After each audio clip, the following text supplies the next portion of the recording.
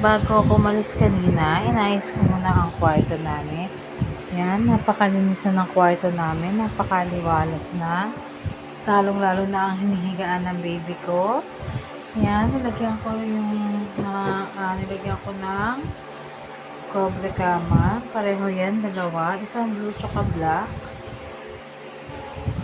Dahil wala pa naman yung pinsan ko, kaya kami muna ulit ang gagamit nitong isang kutsyon. Yan. Isabit ko pa yan sa dingding, ang aking baso. At yan, ang aking munting makeup kit or vanity. Yan. Itong mga laro ng ating anak, nais ko kanina. Nilis ko na rin yung mga dumi dito sa ibabaw ng lamesa. Ito ang aming TV sa aming kwarto. Sasabit ko pa to, ilalagay ko to sa dingding. Baka dito ko to ilagay ang pictures namin ng aking anak. Diyan, para magkaroon ng design, maging maganda yung design. Ito yung una, 1 day old niya. Pagkakita namin. Yan, kinarga ko siya at pinatulog ko sa aking dibdib. Ito din, first day, 1 day old niya to. Ayan, nasa ospital pa kami niyan. Hindi pa kami lumalabas. Dahil CS ako, 3 araw ako sa ospital. Hanggang hindi ako nakakautot, hindi ako pinayagang kumain sa loob ng 3 araw.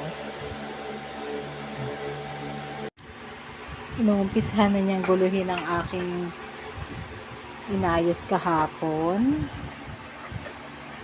Inuumpisahan na niya. Ang una niya kinuha ay yoyo. Ang kanyang yoyo.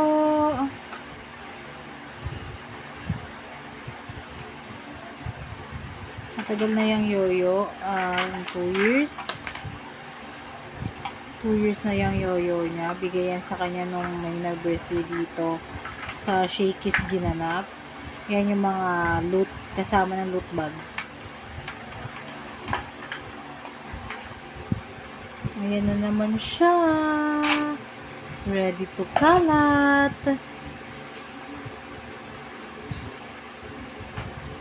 Dahil ayaw niya matulog ng hapon, yan na ang kanyang gagawin.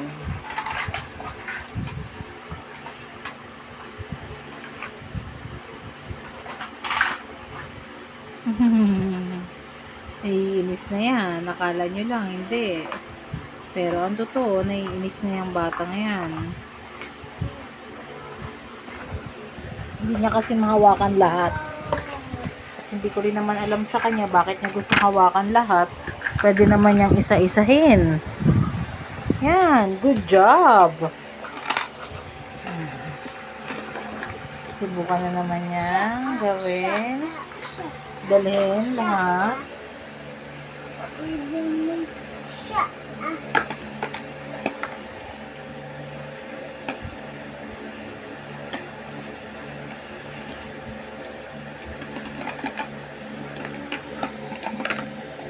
Tulungan ko na nga siya. Oh. Buisit na nga siya. Oh. Kaya naman kasi mag-isa-isa, anak. Yan, good job. You did a great job, my love. Oh, great job. Good job.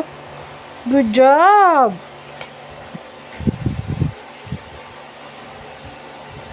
Good job. Yay! Yay!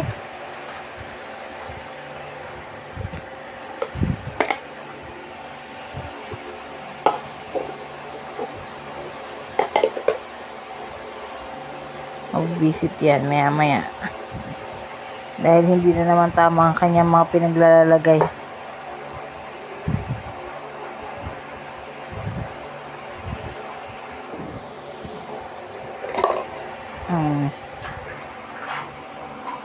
Ulitin niya ulit.